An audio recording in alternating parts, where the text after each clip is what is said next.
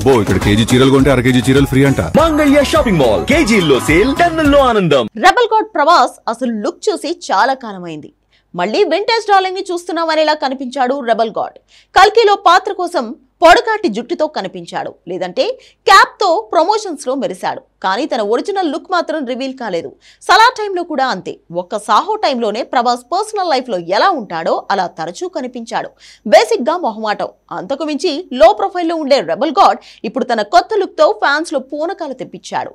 ఇది సినిమాలో లుక్కా, కేవలం ఫర్ ఏ చేంజ్ అనిపించేందుకు తనని తాను మార్చుకున్నాడా అనేది పెద్ద ప్రశ్న.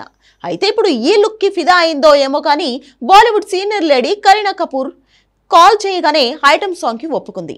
కానీ అదే ప్రభాస్ మరో మూవీకి మాత్రం నో చెప్పింది. స్పిరిట్ లో మెరిసేందుకు నో అంది.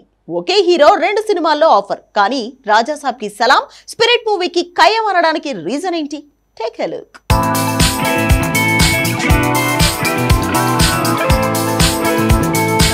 రెబల్ స్టార్ ప్రభాస్ ముద్దు, రెబల్ స్టార్ ప్రభాస్ వద్దు, ఈ 2 మాటలు అన్నది ఒకే హీరోయిన్. తనే బాలీవుడ్ ముద్రు లేడీ కరీనా కపూర్. మారుతి మేకింగ్లో ప్రభాస్ చేసిన ది రాజాసాబ్లో ఐటమ్ బాంబ్ పేల్చేందుకు కరీనా ఆల్మోస్ట్ ఓకే అందట. కాకపోతే పాట వినాలనే కండిషన్ పెట్టిందని తెలుస్తోంది. కానీ ఇదే కరీనాను ప్రభాస్ చేయబోయే మరో మూవీ కోసం సంప్రదిస్తే నో చెప్పేసిందట. అక్కడ సినిమాలో హీరో ప్రభాసే, ఇక్కడ మరో మూవీలో హీరో ప్రభాసే. కానీ అక్కడ ముద్దైన హీరో, ఇక్కడ చేదయ్యాడా అంటే అక్కడే ట్విస్ట్ ఉంది. ది రాజాసాబ్లో రెబల్ గార్డ్ వేసిన పాత్రే కాదు, కథ కూడా కరీనాకు నచ్చింది.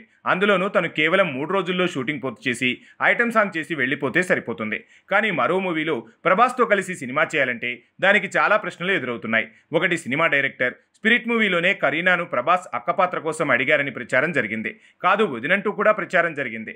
పాత్ర ఏదైనా కరీనా మాత్రం స్పిరిట్లో మెరిసేందుకు తాను సిద్ధంగా లేనట్టుందని తెలుస్తోంది. తనను అసలు సందీప్ రెడ్డి వంగ టీం కలవలేదని తన టీం తేల్చింది.